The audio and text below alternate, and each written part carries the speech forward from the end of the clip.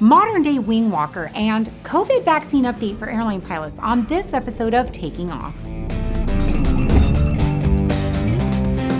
Welcome to Taking Off. I'm Christy Wong. Thanks for watching. Got some hot news hitting the aviation community, so let's get to it.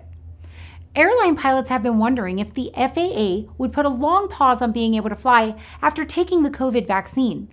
And having been an allergy specialist in my pre-pilot days, I could tell you it's a real deal.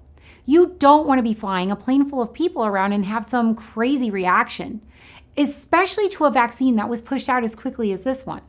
For example, 2 people the first day in Great Britain had severe reactions to the vaccination, but have since recovered, fortunately. They're warning people with severe allergies to skip the vaccination for now. But what about pilots?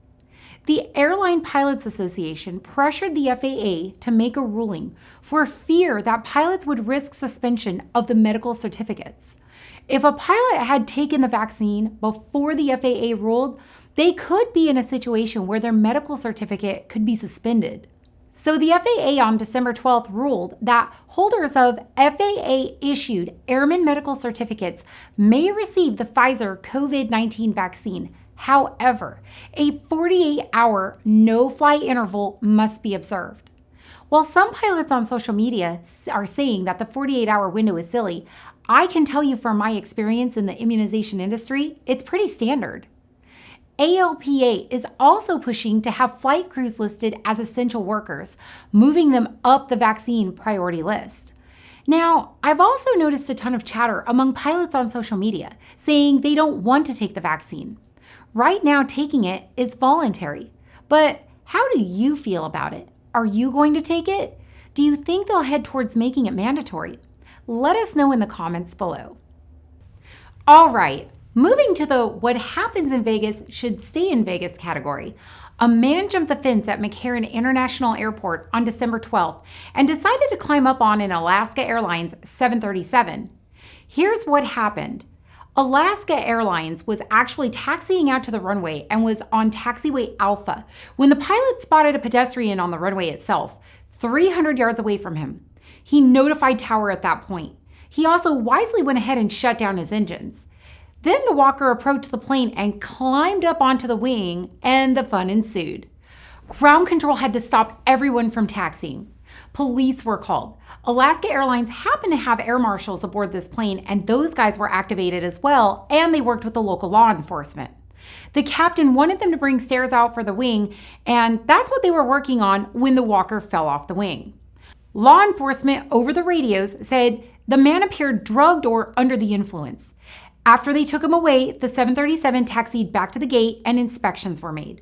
The flight then left 2 hours later on its way to Portland and landed safely. Look, having been raised in the Las Vegas area and going to university there, I can honestly tell you I'm not surprised. Unfortunately, this is not unusual activity for Vegas. Just ask a certain P210 driver. On a channel note, just want to let you know that we're going to be re-editing and re-releasing some of the very first in the hangars. Some hidden gems that, because we were a brand new channel, very few people have seen. And with almost 300 videos on our channel now, they're not easy to find. Look for those every Friday in that afternoon release spot that we've been doing. Also, Dan got a chance while on a shoot in Salt Lake City to visit Mark Patey at Best Tugs, and we've got a great tour of that facility coming up soon. And speaking of Patey, Mike just couldn't stand to see that wreck of Draco sitting in his hangar any longer. Although he's been buried with his day job building Scrappy, in typical Patey fashion, he's going to get back to work and build 2 planes at once. Scrappy's almost done, but Mike is going to start building Draco X, the Roman numeral X being 10 big-time improvements over the original Draco. As if the wildebeest wasn't beast enough. Here's what Mike had to say. We're going to take a Wilga, we're going to enlarge the wings even further, add an additional wing spar, lengthen the cord. We're going to give this plane more gross weight, longer range, more fuel. And beyond that, we're going to give it a near 1,000 horsepower. It's approximately 40% more horsepower than Draco had on the original. Wow, it pulls. I can't wait to see what Patey cooks up. We'll put a link to his announcement in the description below. All right, 2020 has been an especially hard year for all of us, from pilots to flight attendants and other airline workers. The impact on our industry this year has been unprecedented and, well, hard.